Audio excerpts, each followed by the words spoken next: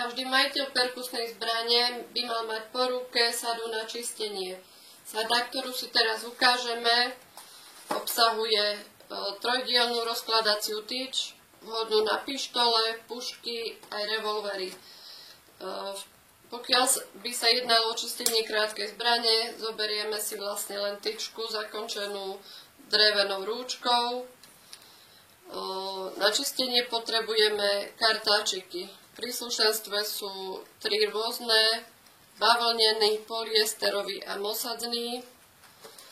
Ďalej tu máme nástavec na nabíjanie,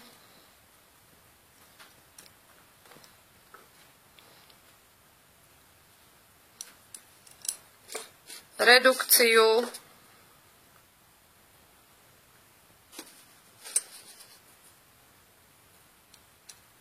nástavec na utlačenie prachu,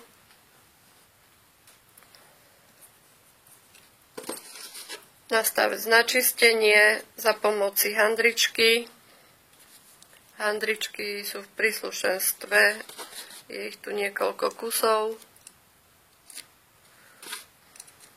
V prípade, že by sa stalo, že nám uviazne guľa v hlavni, tak použijeme tento nástavec so závitom a vlastne po zakrútení tejto časti do gule vyťahneme guľu z hlavne von.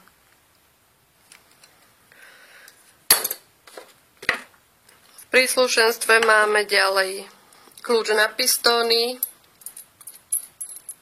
ktorý má ihlu na vyčistenie pistónu, štarter, je to vlastne hliníkový a drevený materiál, prachovnicu na čierny prach s dávkovačom,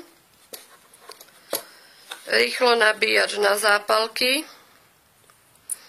Zápalku po vytlačení môžeme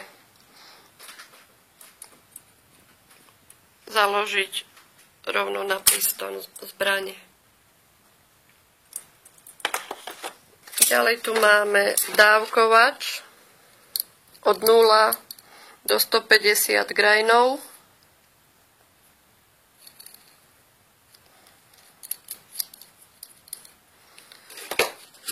Dva náhradné pistóny.